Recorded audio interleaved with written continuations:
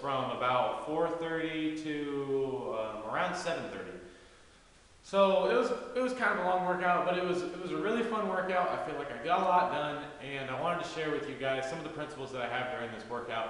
And I've noticed that after doing about 2 weeks of similar kinds of workouts, my vertical has increased several inches, my strength has gone up, and I have become a better athlete. So I wanted to share with you guys a couple of things that I do, a couple of principles that I use in this workout to help you guys become your best and gain strength and become a better athlete or whatever you do. So in this workout, I was mainly training for power, more on the strength side. So you can train for power and keep the weights light, and train more for power and explosiveness, or you can train power and keep the weight heavy and train more for strength. So on this workout, I was training more for strength. I'm getting more ready for football.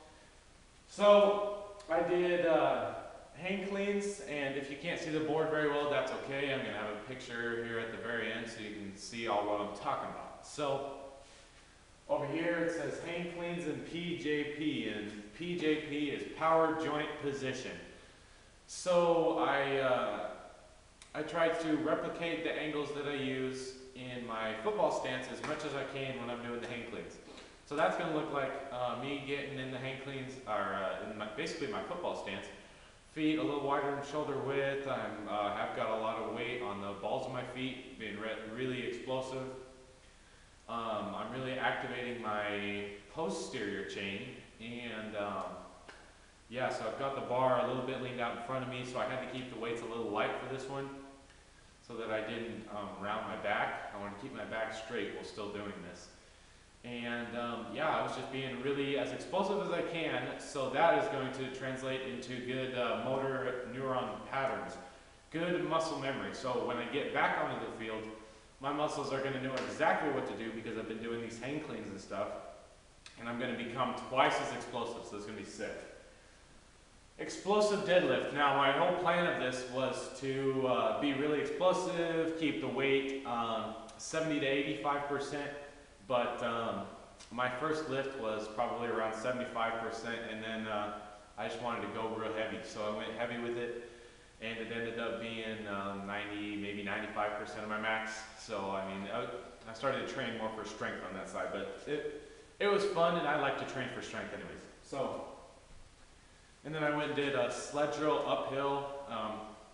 Because of how my workout is structured and how I want to do speed training drills also along with these strength and power training drills, I only did one sled drill uphill so that I could kind of save my energy to go and do all these other drills. So I did one sled drill uphill, and I had 60 pounds on it. And then after that, I went right in to do lunge sprints. I took off 10 pounds, so it's just 50 pounds then. And yeah, so I did a lunge sprint, and a lunge sprint is you get into the lunge position, and then your foot that's forward, you're going to push off with that foot, and you're going to sprint. You're going to make sure that you're staying low when you're doing this sprint. When you're doing this, I mean, this is going to help you develop power and strength, and definitely is going to make you run faster too, so that's real good. And then over here, I went on to go and do some cone drills. I want to be able to activate as many of my fast twitch muscle fibers. I want to recruit as many of them as I can at one time, so that's going to look like me being really explosive off the line in football, and that's what I'm going for here. So I did the King Speed cone drill. I mean, about a week ago, I was trying to come up with a bunch of cone drills, and I just drew this one, and I just came up with a name for it. So it looks like this. I did a sprint. This line right here is gonna be 10 to 15 yards. Because that's what I'm training for. I'm going for recruiting as many fast twitch muscle fibers as I can. 10, 15. I'm doing a forward sprint, back pedal, forward sprint, back pedal, forward sprint. And then I'm gonna push with my outside foot here at this cone. I'm gonna do another forward sprint. On that, I did 4 sets of 1.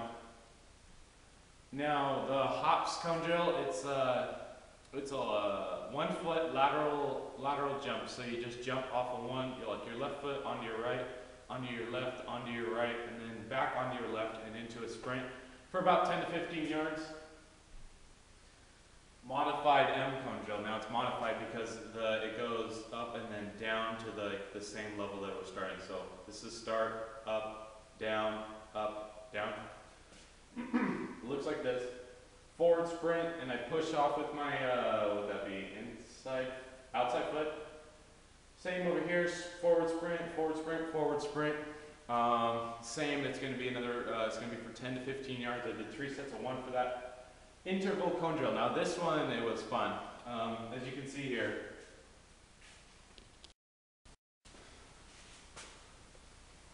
Alright, as you can see here, these are the cones. So I did a sprint here into this, and then I rounded the corner. So I kind of pushed off, and my body was kind of leaning, you know. And then I went around here, and I did that, and then I came around this cone. Overall, this is only going to be 20 to 30 yards, somewhere in there. And then I just did 3 sets of 1 for that. And then depth jumps. Depth jumps are really good. They're a really good way to build power and explosiveness.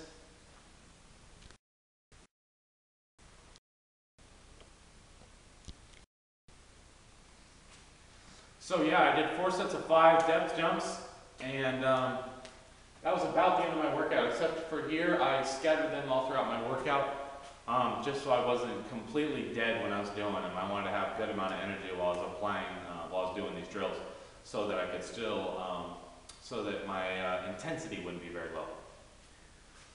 And yeah, that's about it. Like I said earlier, I'm going to have a picture of this workout at the end of the video so you can check it out. And if you want to, if you've got all the equipment, you can do the exact same workout at home. Alright guys, thank you for watching.